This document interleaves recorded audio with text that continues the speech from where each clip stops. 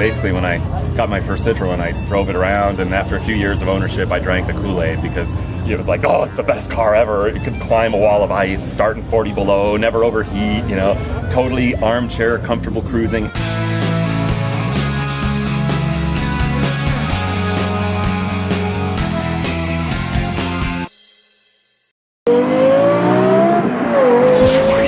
And why do you own a Citroen?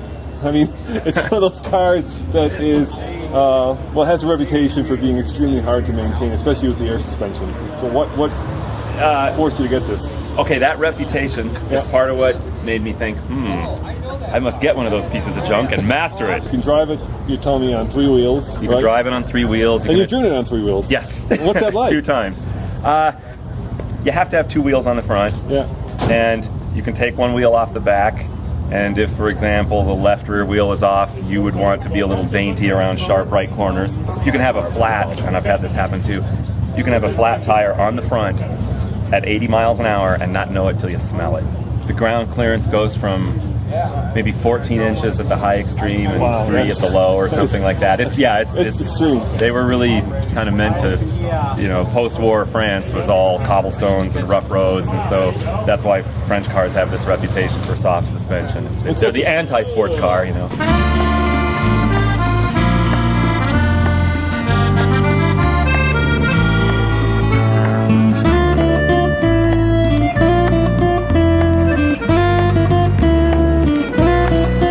It's a Hemi, not the Hemi everybody goes, but hemispherical. But yeah, hemispherical. Roughly 2.2 liter, 2175, so 2.2 liter, front wheel drive, but it sits in the way a normal engine would, but it's at the back. The transmission, or I should say transaxle, is down low and ahead below the radiator, and so everything is driven off. Where most engines would have a crank pulley, this has a flywheel. The timing covers at the back end, and there's no exposed pulleys whatsoever. So the pulley that drives everything is the cam pulley, so it's got to be that big. And how many horsepower is it putting out? Or was it putting out when it was new? They varied, lots of subtle variations, but in general, the bottom end cars were probably putting out 107, and in their final DS23 fuel injected form, 140. The ride is just incredible. It feels like you're wafting on a cushion of clouds. I suppose that was probably their old advertising campaign. Their advertising was actually the company at the time was famous for its advertising in Europe for being ahead of the advertising norm. When other ads were just very straightforward and here's what this car will do for you, Citroen was very poetic about it. The dash-mounted rearview mirror, they did because of the low roof line at the back.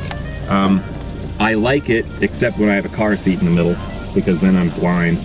But it's novel. Mostly it's novel. It's not a big difference. And then the mirrors out on the fenders, I prefer those just because they're slightly convex. They cover your blind spot, and no matter what the weather, you're looking at your rearview mirror through a swept and defrosted windshield instead of turning your head sideways and looking through a door mirror. And they're so aerodynamic that you can really make excellent time on the highway. I mean, coming here today, I was just blowing past it. Of course, they didn't know they were racing. That helps. But they really do just nice, effortless highway cruising and, you know, stuff like that. You won't win any stop sign Grand Prix, but they're okay. I more than keep up with traffic. It's a single spoke, actually. The steering column starts at the hydraulic rack. And it comes all the way up and then just bends over to a spoke, and then there's a wheel. So to pull the steering wheel, you open up the hood, you undo a bolt, and you slide the whole thing out. It's about 5 feet long. And there's no actual mechanical connection between it and the wheels unless the pressure system fails, and then it's just a conventional rack and pinion. So. And it's got, I think, unusual turn signals too, right? They're up high in the roof. Yeah. They're up high in the roof, and you have to cancel them yourself. You know? Yeah, and the headlights turn with the front wheels, and I don't know what else. The suspension geometry is center point, so that instead of having any sort of, the tread patch is dead center of the pivoting points, which is why you can just go over bumps and not feel them in the wheel. You know, you control the car, not the other way around. It's a complaint though, because people like that sports car handling, and these have the opposite of that. They're so easy to live with, the comfortable ride. I'm getting old and cranky now, and the sports car thing annoys me, and it's kind of nice to just sit on your sofa and drive with 2 fingers, and you know, and yet still be able to park without having to, you know, buy real estate.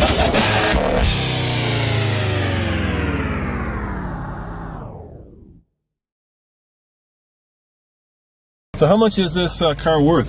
How much do they go for nowadays? They seem to be coming up. Yeah. I think because this one is so close to the holy grail of Citroens, I guess, in that it has the turning headlights, but it still has the early dash and things like that. I suppose if I was to fire sale it would be 15,000, and if I could hold out and get what I think it would be worth, maybe 30. 30, that's pretty good. That's a big spread. I know I'm too close to it to really know. And you said they've made $1.5 million from 1955 to 1972?